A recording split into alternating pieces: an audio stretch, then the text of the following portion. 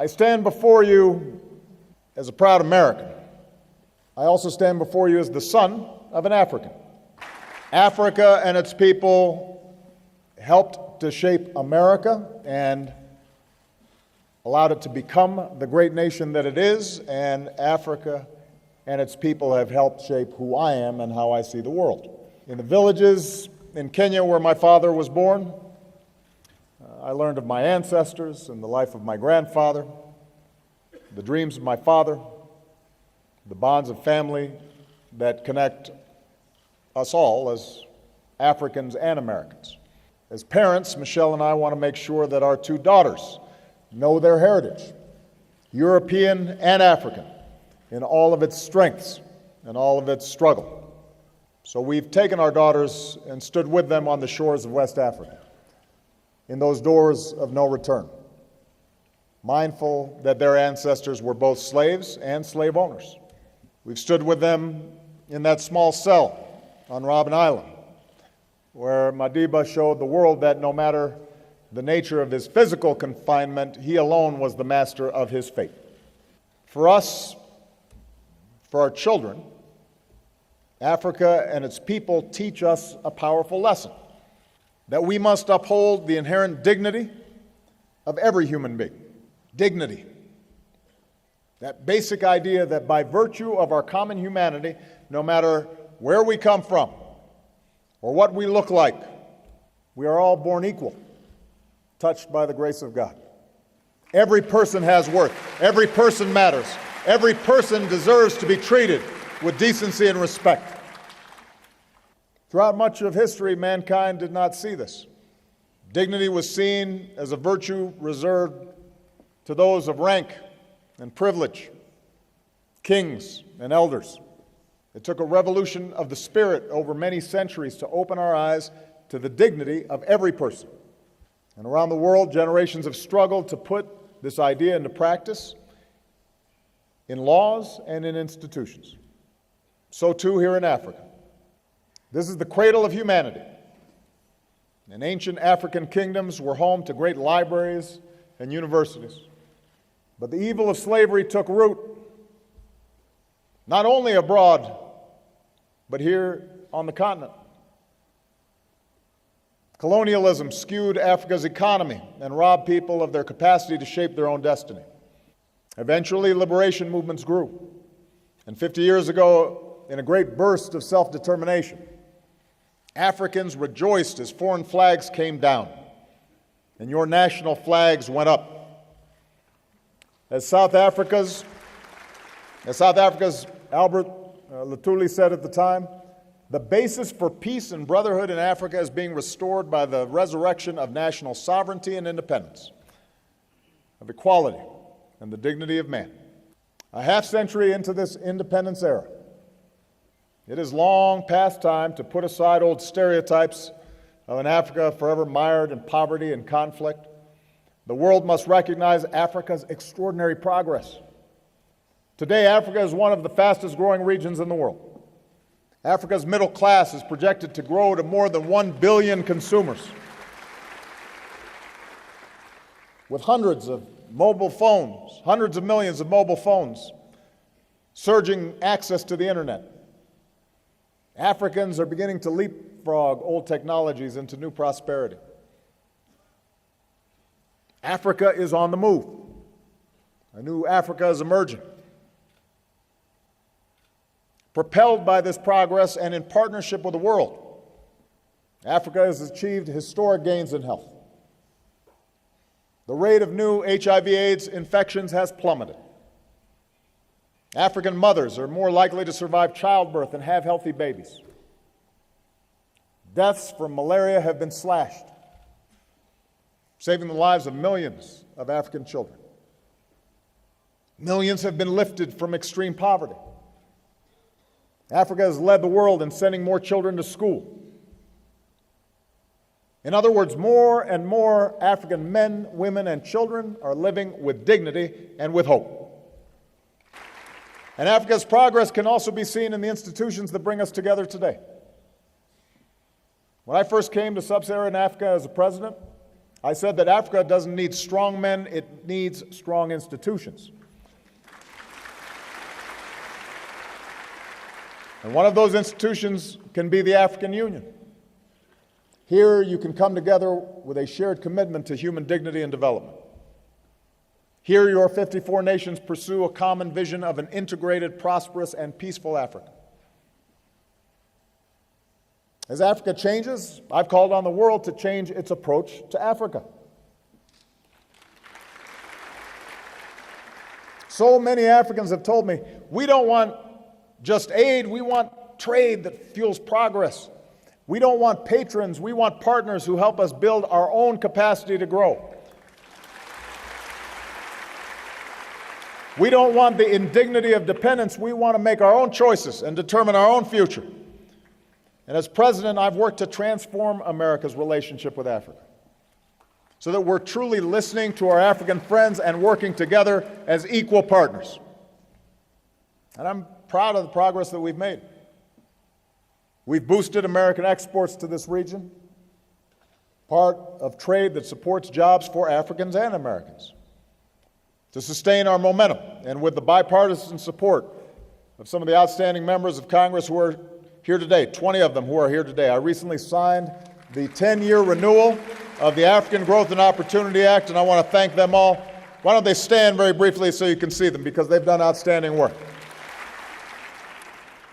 We've launched major initiatives to promote food security and public health and access to electricity, and to prepare the next generation of African leaders and entrepreneurs, investments that will help fuel Africa's rise for decades to come. Last year, as the chairwoman noted, I welcomed nearly 50 African presidents and prime ministers to Washington so we could begin a new chapter of cooperation. And by coming to the African Union today, I'm looking to build on that commitment. I believe Africa's rise is not just important for Africa, it's important to the entire world. We will not be able to meet the challenges of our time, from ensuring a strong global economy, to facing down violent extremism, to combating climate change, to ending hunger and extreme poverty, without the voices and contributions of 1 billion Africans. Now, even with Africa's impressive progress, we must acknowledge that many of these gains rest on a fragile foundation. Alongside new wealth, hundreds of millions of Africans still endure extreme poverty. Alongside high-tech hubs of innovation, many Africans are crowded into shanty towns without power or running water, a level of poverty that's an assault on human dignity. Moreover, as the youngest and fastest growing continent, Africa's population in the coming decades will double to some 2 billion people, and many of them will be young, under 18. Now, on the one hand, this could bring tremendous opportunities as these young Africans harness new technologies and ignite new growth and reforms. Economists will tell you that countries, regions, continents grow faster with younger populations. It's a demographic edge and advantage, but only if those young people are being trained. We need only to look at the Middle East and North Africa to see that large numbers of young people with no jobs and stifled voices can fuel instability and disorder. I suggest to you that the most urgent task facing Africa today and for decades ahead is to create opportunity for this next generation. And this will be an enormous undertaking. Africa will need to generate millions more jobs than it's doing right now, and time is of the essence. The choices made today will shape the trajectory of Africa and therefore the world for decades to come. And as your partner and your friend, allow me to suggest several ways that we can meet this challenge together.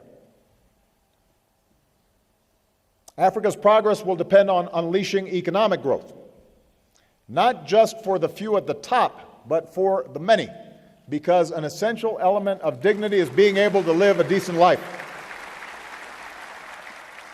That begins with a job. And that requires trade and investment. Many of your nations have made important reforms to attract investment. It's been a spark for growth.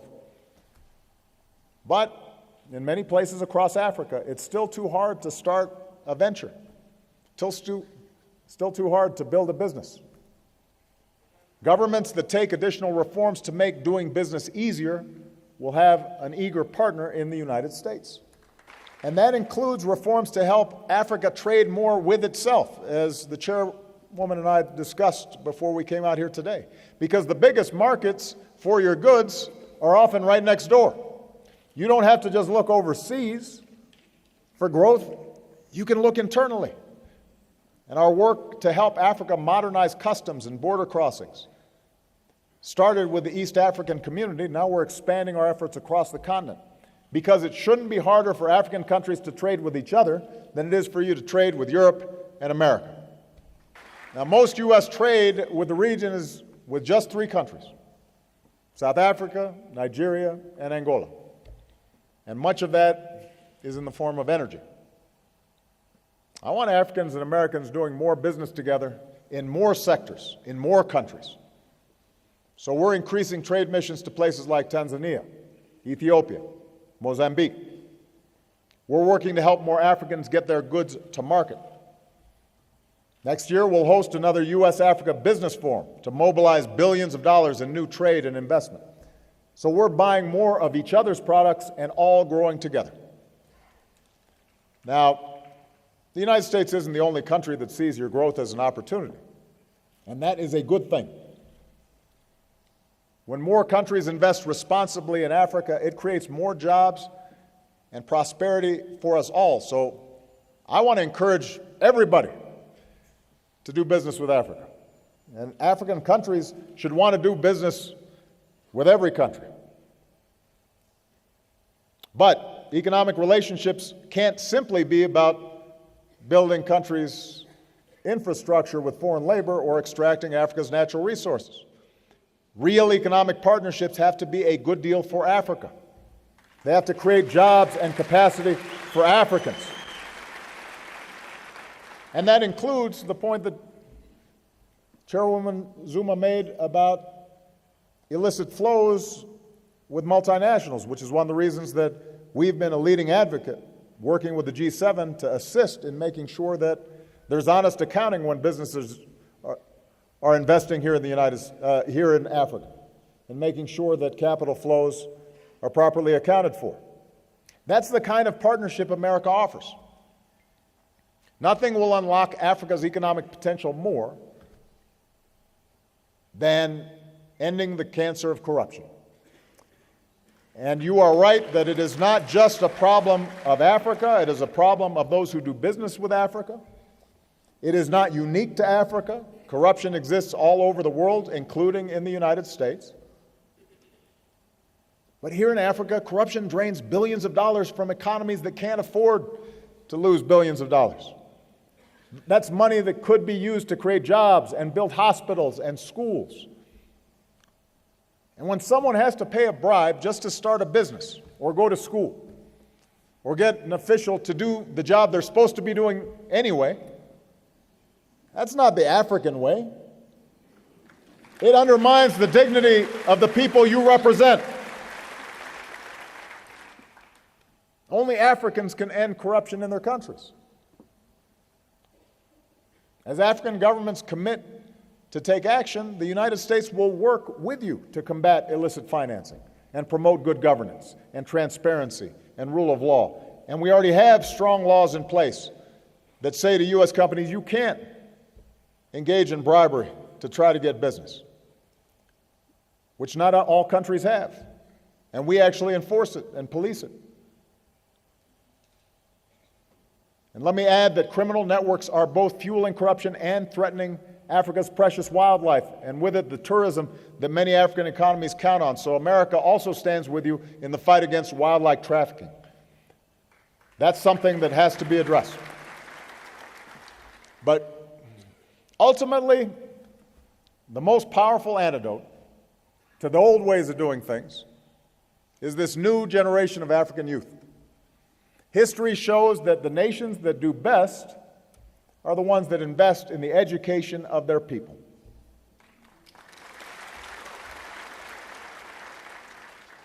You see, in this information age, jobs can flow anywhere.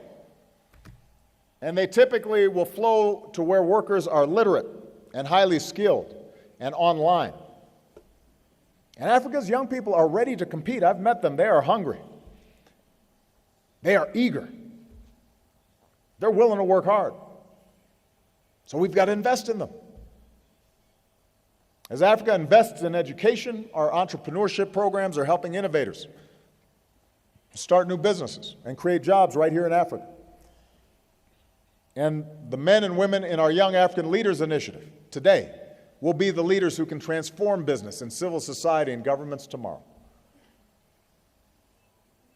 Africa's progress will depend on development that truly lifts countries from poverty to prosperity. Because people everywhere deserve the dignity of a life free from want. A child born in Africa today is just as equal and just as worthy as a child born in Asia or Europe or America. At the recent development conference here in Addis, African leadership helped forge a new global compact for financing that fuels development. And under the AU's leadership, the Voice of a United Africa will help shape the world's next set of development goals. And you're pursuing a vision of the future that you want for Africa. And America's approach to development, the central focus of our engagement with Africa, is focused on helping you build your own capacity to realize that vision. Instead of just shipping food aid to Africa, we've helped more than 2 million farmers use new techniques to boost their yields, feed more people, reduce hunger. With our new alliance of government and the private sector investing billions of dollars in African agriculture, I believe we can achieve our goal and lift 50 million Africans from poverty. Instead of just sending aid to build power plants, our Power Africa initiative is mobilizing billions of dollars in investment from governments and businesses to reduce the number of Africans living without electricity. Now, an undertaking of this magnitude will not be quick. It will take many years. But working together, I believe we can bring electricity to more than 60 million African homes and businesses and connect more Africans to the global economy. Instead of just telling Africa, you're on your own in dealing with climate change, we're delivering new tools and financing to more than 40 African nations to help them prepare and adapt. By harnessing the wind and sun, your vast geothermal energy, and rivers for hydropower, you can turn this climate threat into an economic opportunity. And I urge Africa to join us in rejecting old divides between North and South so we can forge a strong global climate agreement this year in Paris. Because sparing some of the world's poorest people from rising seas, more intense droughts, shortages of water and food is a matter of survival and a matter of human dignity. Instead of just sending medicine, we're investing in better treatments and helping Africa prevent and treat diseases. As the United States continues to provide billions of dollars in the fight against HIV/AIDS, and as your countries take greater ownership of health programs, we're moving toward a historic accomplishment: the first AIDS-free generation.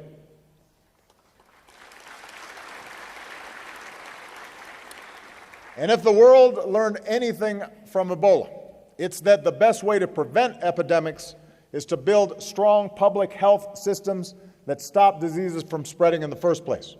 So America is proud to partner with the AU and African countries in this mission. Today I can announce that of the $1 billion that the United States is devoting to this work globally, half will support efforts here in Africa.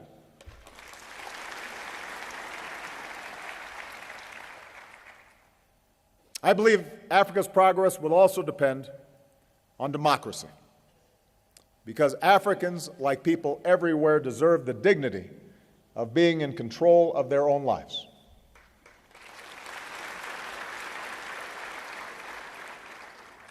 We all know what the ingredients of real democracy are.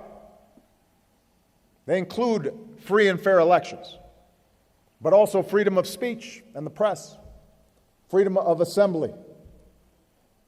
These rights are universal. They're written into African constitutions.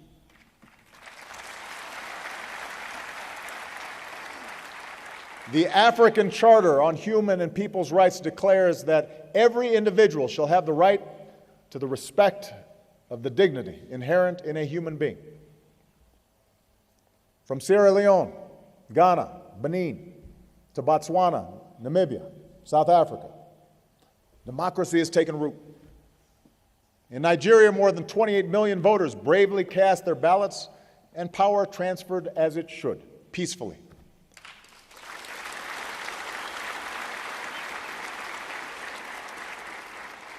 Yet at this very moment, these same freedoms are denied to many Africans. And I have to proclaim, democracy is not just formal elections.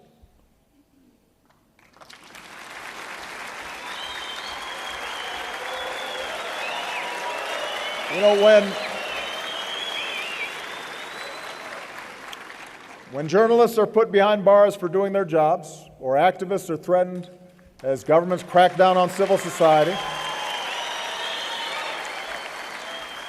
then you may have democracy in name but not in substance. And I'm convinced that nations cannot realize the full promise of independence until they fully protect the rights of their people. And this is true even for countries that have made important democratic progress. As I indicated during my visit to Kenya, the remarkable gains that country has made with a new constitution, with its election, cannot be jeopardized by restrictions on civil society. You know, likewise, our hosts, Ethiopians, have much to be proud of. I've been amazed at all the wonderful work that's being done here. And it's true that the elections that took place here occurred without violence. But as I discussed with Prime Minister Haile Mariam, that's just the start of democracy. I believe Ethiopia will not fully unleash the potential of its people if journalists are restricted or legitimate opposition groups can't participate in the campaign process. And to his credit, the Prime Minister acknowledged that more work will need to be done for Ethiopia to be a full-fledged, sustainable democracy. So these are conversations we have to have as friends. You know, American democracy is not perfect. We've worked for many years. But one thing we do is we continually re-examine to figure out how can we make our democracy better. And that's a source of strength for us, being willing to look and see honestly what we need to be doing to fulfill the promise of our founding documents.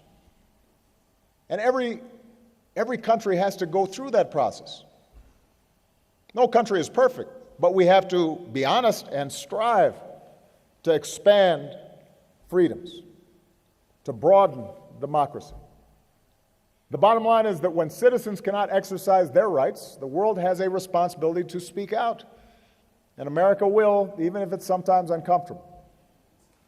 Even when it's sometimes directed towards our friends. And I know that there are some countries that don't say anything. And maybe that's easier to, for leaders to deal with. But you're kind of stuck with us. This is how we are. We believe in these things. We're going to keep on talking about it. And I want to repeat, we do this not because we think our democracy is perfect or we think that every country has to follow precisely our path. For more than 2 centuries since our independence, we're still working on perfecting our union. We're not immune from criticism. When we fall short of our ideals, we strive to do better. But when we speak out for our principles, at home and abroad, we stay true to our values, and we help lift up the lives of people beyond our borders. And we think that's important. And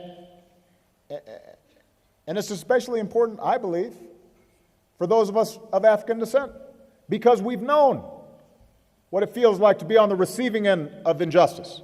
We know what it means to be discriminated against. We know what it means to be jailed. So how can we stand by when it's happening to somebody else? I'll be frank with you, it can't just be America that's talking about these things. Fellow African countries have to talk about these things. Just as other countries championed your break from colonialism, our nations must all raise our voices when universal rights are being denied. For if we truly believe that Africans are equal in dignity, that Africans have an equal right to freedoms that are universal, that's a principle we all have to defend. And it's not just a Western idea, it's a human idea. I have to also say that Africa's democratic progress is also at risk when leaders refuse to step aside when their terms end. Now,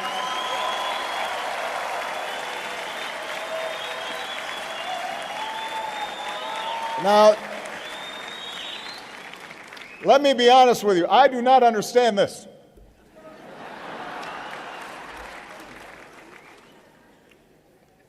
I am in my second term.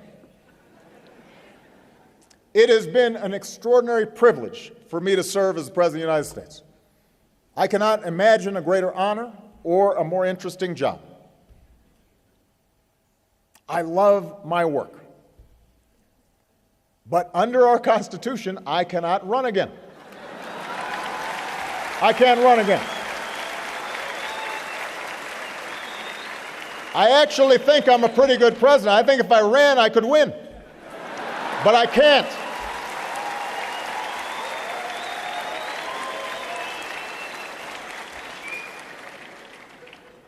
So there's a lot that I'd like to do to keep America moving, but the law is the law. And no one person is above the law, not even the president.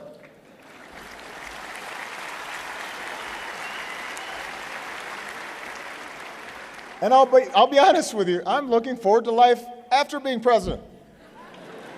I won't have such a big security detail all the time. It means I can go take a walk. I can spend time with my family. I can find other ways to serve. I can visit Africa more often.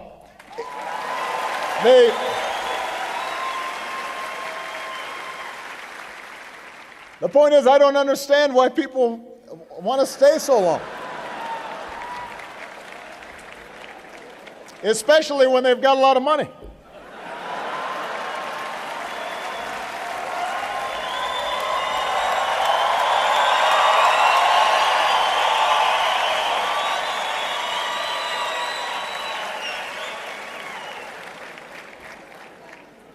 When a leader tries to change the rules in the middle of the game just to stay in office, it risks instability and strife, as we've seen in Burundi. And this is often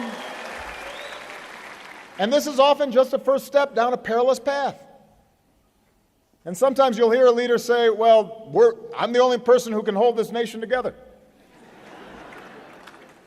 If that's true, then that leader has failed to truly build their nation. You look at Nelson Mandela.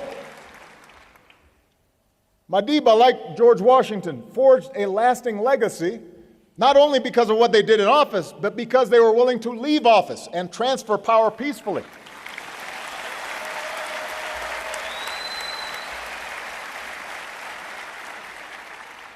And just as the African Union has condemned coups and illegitimate transfers of power, the AU's authority and strong voice can also help the people of Africa ensure that their leaders abide by term limits and their constitutions.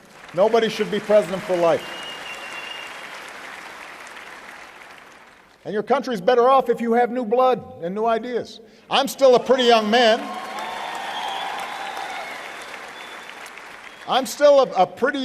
But I know that somebody with new energy and new insights will be good for my country. It will be good for yours too in some cases. Africa's progress will also depend on security and peace, because an essential part of human dignity is being safe and free from fear. In Angola, Mozambique, Liberia, Sierra Leone, we've seen conflicts end and countries work to rebuild. But from Somalia and Nigeria to Mali and Tunisia, terrorists continue to target innocent civilians. Many of these groups claim the banner of religion, but hundreds of millions of African Muslims know that Islam means peace. And we must call groups like Al-Qaeda, ISIL, Al-Shabaab, Boko Haram, we must call them what they are, murderers.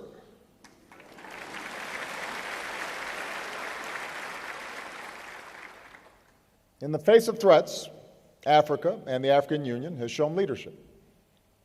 Because of the AU force in Somalia, Al-Shabaab controls less territory and the Somali government is growing stronger. In Central Africa, the AU-led mission continues to degrade the Lord's Resistance Army.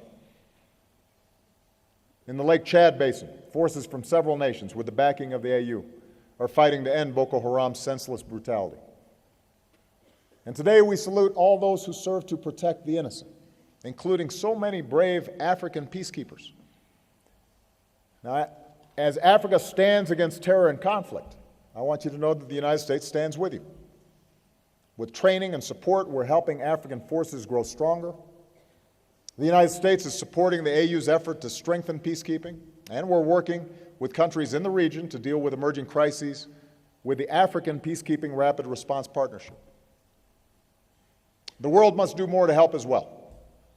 This fall at the United Nations, I will host a summit to secure new commitments to strengthen international support for peacekeeping, including here in Africa. And building on commitments that originated here in the AU, we'll work to develop a new partnership between the UN and the AU that can provide reliable support for AU peace operations.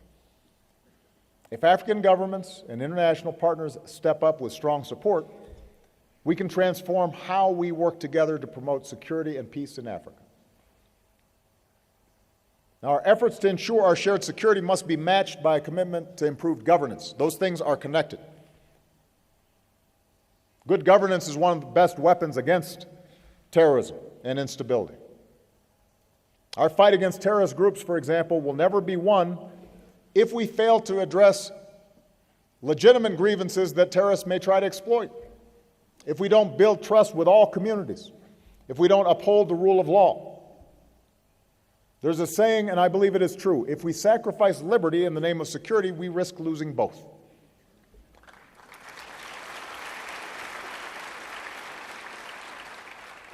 This same seriousness of purpose is needed to end conflicts. In the Central African Republic, the spirit of dialogue recently shown by ordinary citizens must be matched by leaders committed to inclusive elections and a peaceful transition. In Mali, the comprehensive peace agreement must be fulfilled. And leaders in Sudan must know their nation will never truly thrive so long as they wage war against their own people. The world will not forget about Darfur. In South Sudan, the joy of independence has descended into the despair of violence. I was there at the United Nations when we held up South Sudan as the promise of a new beginning. And neither Mr. Kiir nor Mr. Machar have shown so far any interest in sparing their people from this suffering or reaching a political solution. Yesterday, I met with leaders from this region. We agree that given the current situation, Mr. Kiir and Mr. Machar must reach an agreement by August 17th, because if they do not, I believe the international community must raise the costs of intransigence. And the world awaits the report of the AU Commission of Inquiry, because accountability for atrocities must be part of any lasting peace in Africa's youngest nation.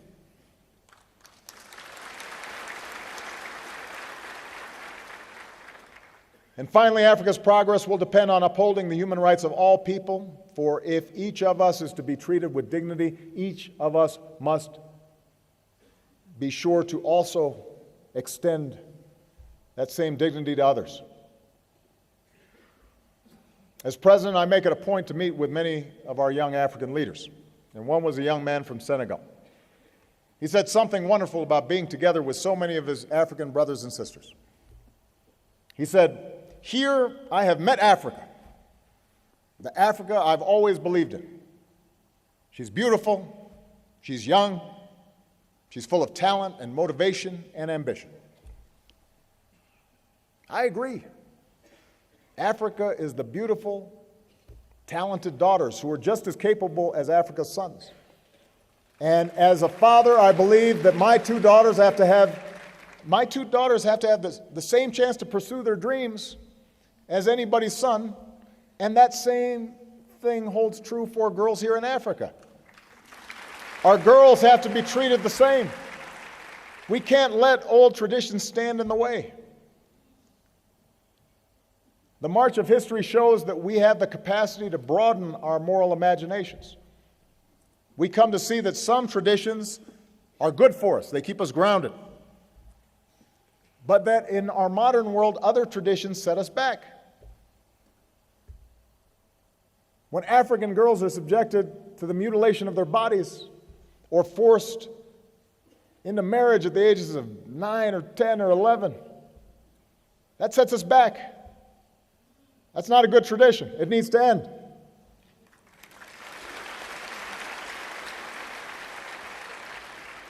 When more than 80% of new HIV cases in the hardest hit countries are teenage girls, that's a tragedy. That sets us back.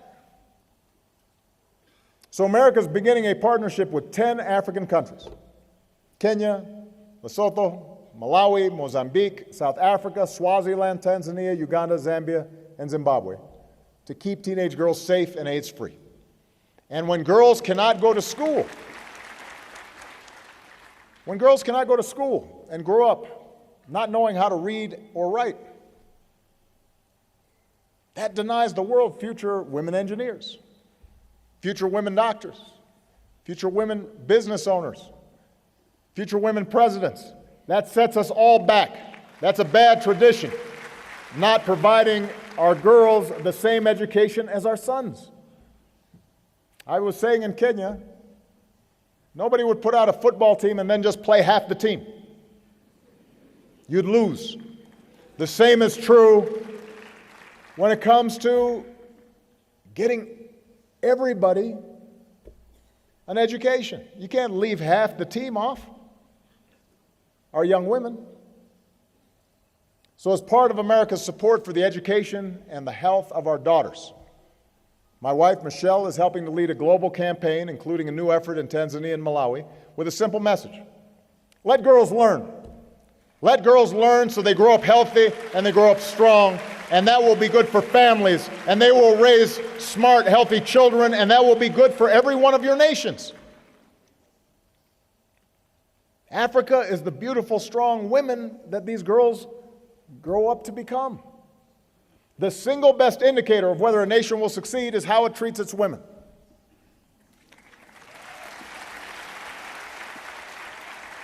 When women have health care and women have education, families are stronger, communities are more prosperous, children do better in school, nations are more prosperous. Look at the amazing African women here in this hall. If you want your country to grow and succeed, you have to empower your women. And if you want to empower more women, America will be your partner. Let's work together. Let's work together to stop sexual assault and domestic violence. Let's make clear that we will not tolerate rape as a weapon of war. It's a crime, and those who commit it must be punished. Let's lift up the next generation of women leaders who can help fight injustice and forge peace and start new businesses and create jobs. And some might hire some men, too.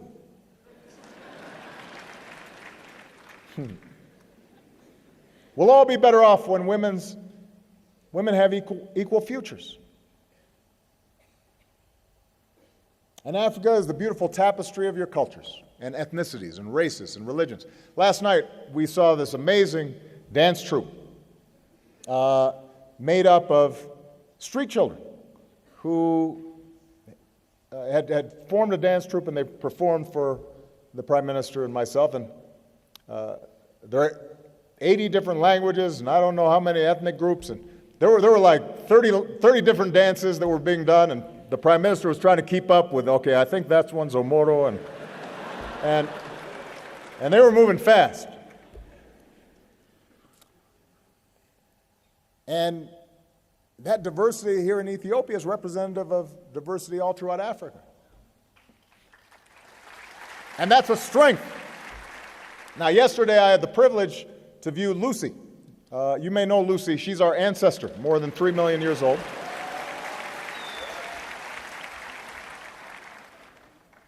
In this tree of humanity, with all of our branches and diversity, we all go back to the same root. We're all one family. We're all one tribe. And yet so much of the suffering in our world stems from our failure to remember that, to not recognize ourselves in each other. We think because somebody's skin is slightly different, or their hair is slightly different, or their religious faith is differently expressed, or they speak a different language, that it justifies somehow us treating them with less dignity. And that becomes the source of so many of our problems. And we think somehow that we make ourselves better by putting other people down. And that becomes the source of so many of our problems. When we begin to see each other as somehow less than ourselves, when we succumb to these artificial divisions of faith or sect or tribe or ethnicity, then even the most awful abuses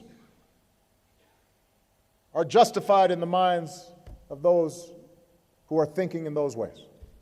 And in the end, abusers lose their own humanity as well.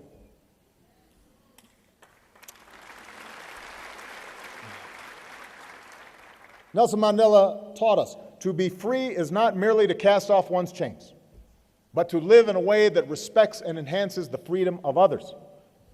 Every one of us is equal. Every one of us has worth. Every one of us matters. And when we respect the freedom of others, no matter the color of their skin or how they pray or who they are or who they love, we are all more free. Your dignity depends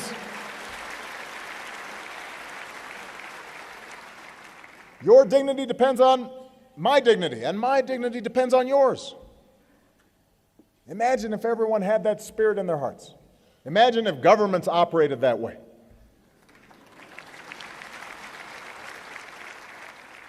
Just imagine what the world could look like, the future that we could bequeath these young people. Yes, in our world, old thinking can be a stubborn thing. That's one of the reasons why we need term limits. Old people think old ways. And you can see my gray hair, I'm getting old. The old ways can be stubborn, but I believe the human heart is stronger. I believe hearts can change. I believe minds can open. That's how change happens. That's how societies move forward. It's not always a straight line. Step by halting step. Sometimes you go forward, you move back a little bit. But I believe we are marching. We are pointing towards ideals of justice and equality. That's how your nations won independence. Not just with rifles, but with principles and ideals. That's how African Americans won our civil rights. That's how South Africans, black and white, tore down apartheid. That's why I can stand before you today as the first African American president of the United States.